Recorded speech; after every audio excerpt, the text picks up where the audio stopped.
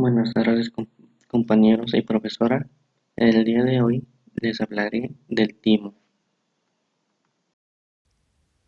¿Qué es el timo? El timo es como el cuerpo tiroides, una glándula de secreción interna desarrollada delante del conducto erífero.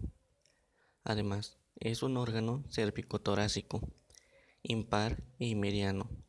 Este se encuentra situado en la base del cuello y en la parte anterior del mediastino superior. El timo es uno de los dos órganos linfáticos primarios. El otro órgano es la médula ósea.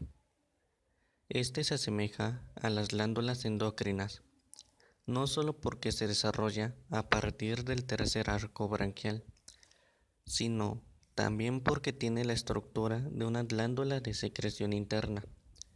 También tiene funciones de secreción de hormonas con efectos inmunomoduladores.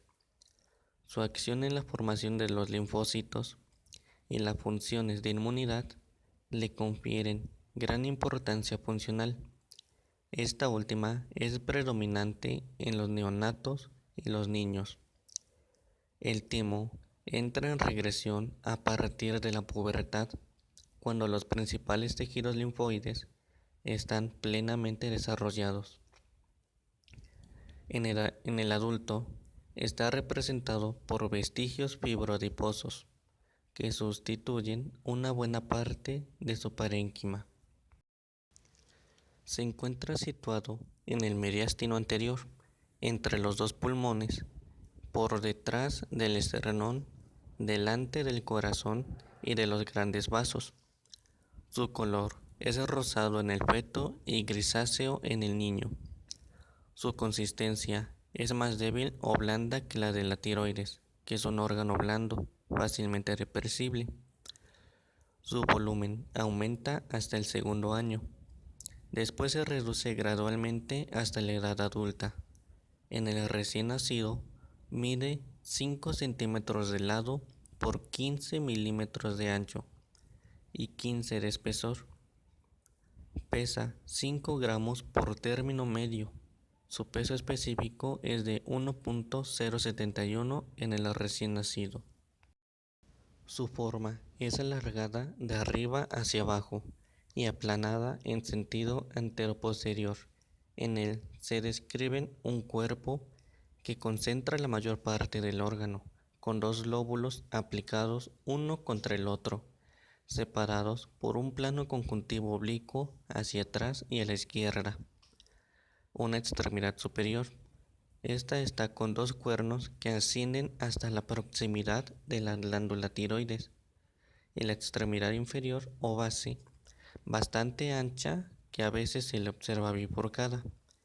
Como podemos observar en la imagen de la derecha, arriba, podemos ver lo que les decía sobre la extremidad superior, y abajo la extremidad inferior, que se llega a observar bifurcada. También podemos observar las caras laterales y las caras anteriores, además del lóbulo izquierdo y el lóbulo derecho. Se compone de dos lóbulos, uno derecho y otro izquierdo, íntimamente unidos entre sí en la línea media. El órgano entero, considerado desde el punto de vista de su estructura, comprende una estroma conjuntiva. Esta forma primeramente al órgano una envoltura continua, que es la cápsula del timo, y envía además numerosas prolongaciones a su interior. También de otro que lo comprende en su estructura es un tejido propio, representado por un número considerable de lobulillos, colgados de un cordón central, que se descomponen a su vez en un cierto número de partes más pequeñas llamadas folículos. Este se puede observar después de haber sido disecado y desplegado. Además, por su estructura, el timo ha de asimilarse a los órganos hemolinfáticos. El timo está contenido en un espacio o celda, cuyas paredes se encuentran constituidas por los elementos anatómicos con los cuales se relaciona. Estos órganos están tapizados por hojas conjuntivas o fascias. Lateralmente están las hojas conjuntivas vasculares, que son los vasos carotídeos y la fascia endotorácica. En sentido vertical, la celda tímica es una de las vías de comunicación cervicomediastínicas. Esta vía está detrás de la hoja petracreal, de la fascia cervical y del músculo esternotiroideo, y anterior a la hoja tiropericárdica.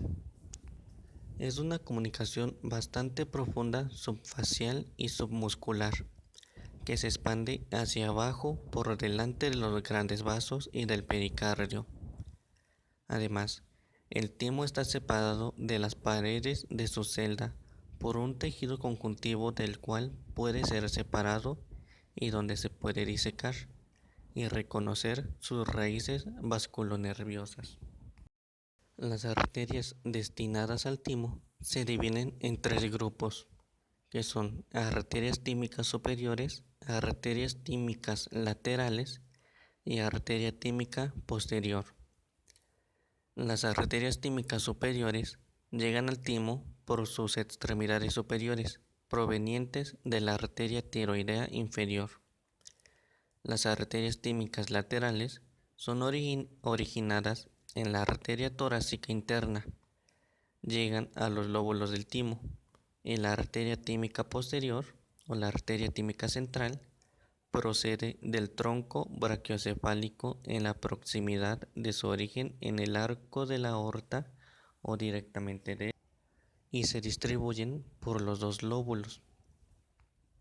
Y las venas, en su mayor parte, se desprenden de la cara posterior del órgano para terminar en el tronco brachiocefálico izquierdo.